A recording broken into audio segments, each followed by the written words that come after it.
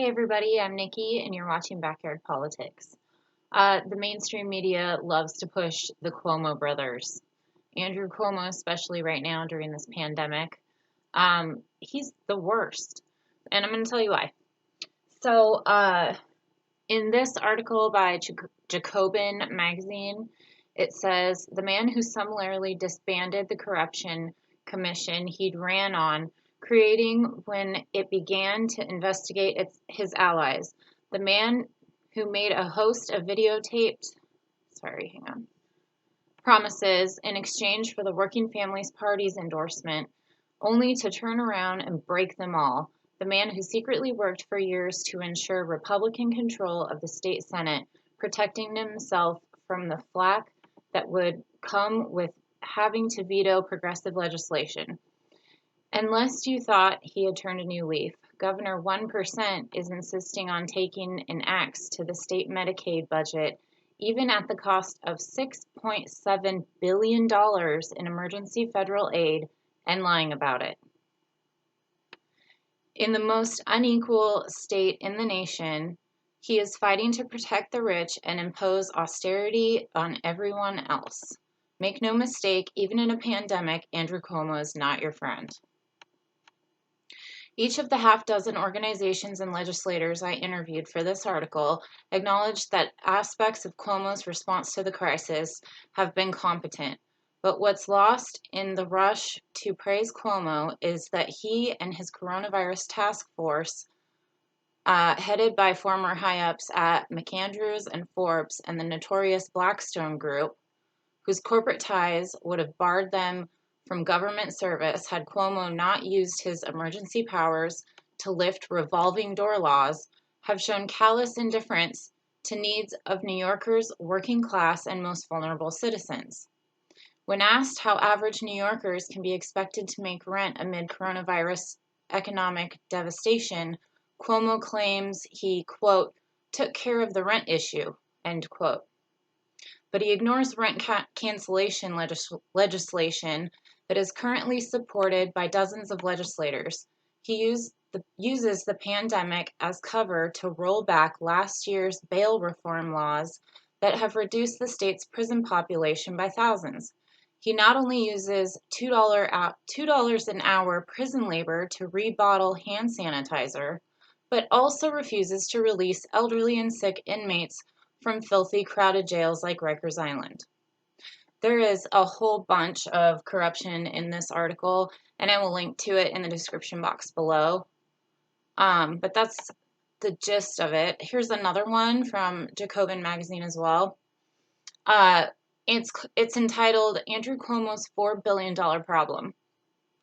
But after the 2008 financial crisis, a series of governors beholden to the capitalist class, first David Paterson and then Andrew Cuomo, cut school funding back to pre-2007 levels.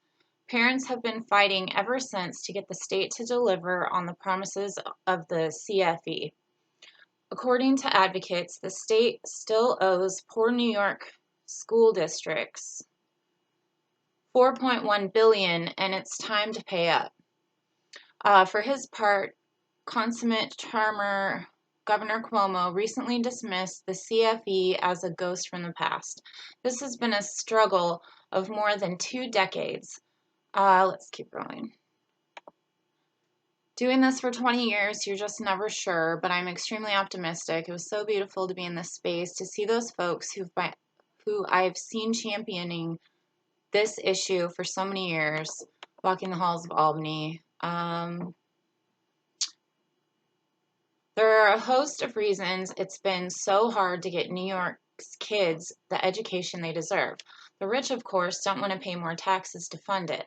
The political class views these children and their communities with racist indifference. And Cuomo and many of his funders have long held that the solution for underperforming schools is not to fund, but to privatize them. Austerity can be a tactic toward accomplishing this goal. Starve public schools and make them fail so charters seem like the only solution. He's just terrible in every which way. And if you look on Twitter at all about comments from actual New Yorkers, they fucking hate the guy. let's not forget this is Fredo's brother, right, from CNN. So this leads me to, while everybody in the mainstream media is talking about how Andrew Cuomo is going to be the next VP and possibly take over for Biden, this is what's really happening in New York. The people for Bernie tweeted, "The heartbreaking reality of this tragedy is how many lives are lost. Thank you, Dr. Lorna Breen.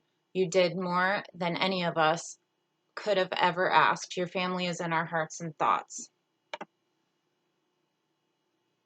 Top ER doctor who treated virus patients dies by suicide. They were receiving too many patients. Their number one job in the medical profession is to try to save people. And when they're put in the position that they can't save those people, this is one of the causes of that. This poor woman committed suicide because she couldn't keep up and it got to her. And I wonder how many suicides are going to be happening because of Cuomo and the inaction of everybody in Congress.